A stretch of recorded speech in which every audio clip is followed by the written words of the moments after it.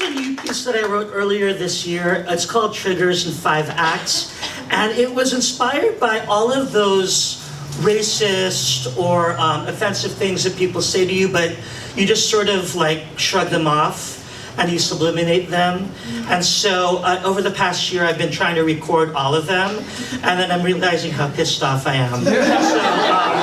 So I hope you can be pissed off with me and feel my pissed offedness. Act 1, another operatic drama of the Asian diaspora in Reston, Virginia. The theater usher glares, her skull a cauldron of question marks, scanning my bones, a metal detector. When I stare back, she hands me a program. Are you Hawaiian? I'm Filipino. Her eyes dilate and rattle like salt and pepper shakers. Well, we did Beauty and the Beast last year and our belle was Chinese.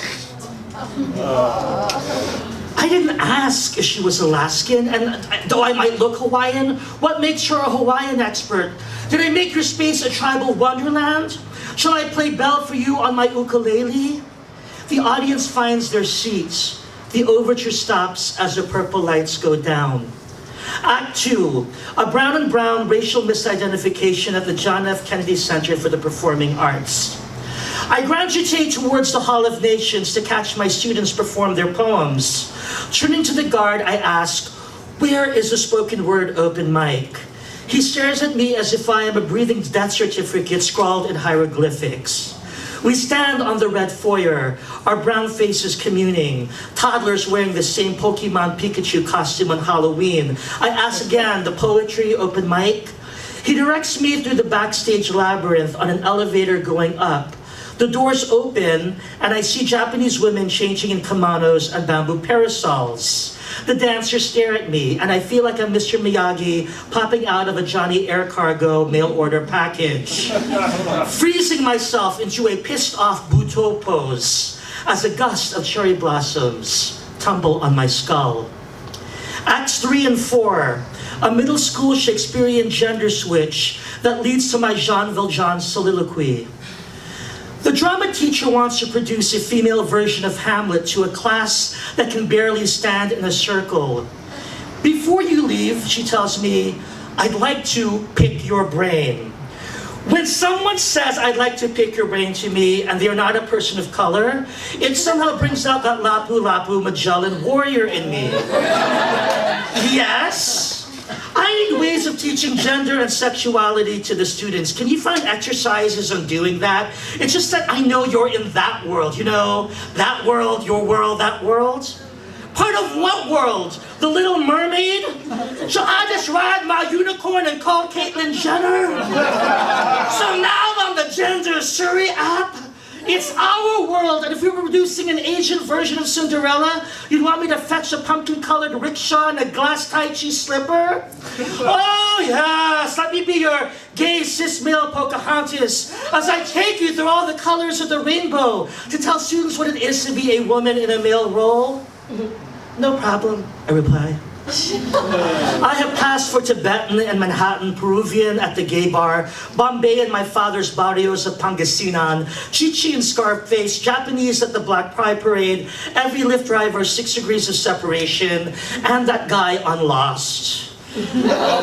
I'll never be fully American or fully Filipino. I am a poet who wants to find a Tinder match, or whatever match there is these days, that ignites the rest of my life. I'm addicted to people's stories and platforms to unheard voices. As many times as I have been mistaken, I have had my own missteps. I've been told my Tina Turner imitations are cultural misappropriations. My poems have been called out for being gender nonconformative and biphobic. But I struggle to do the work, to listen and dialogue. But sometimes I want to throw my arms in the air and give up in a world that is laser-eyed and furious. Act 5, the reality show in real time we are all in and you can't turn off because tweet assaults keep dancing in our head and I have nightmares of the Mormon Tabernacle Choir chasing me like children of the corn while the real school children are afraid their families will vanish. After the election, I host a queer storytelling show in Birmingham, Alabama.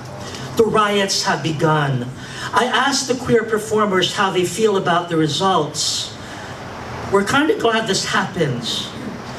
I can hear the Hitchcock music play and the staccato strings strike the back of my neck. See, what you fear, Regie, is what we've been living with on a daily basis. I think of what I learned in my theater company. People cast their vote for what they're familiar with, not for people who are further away from them.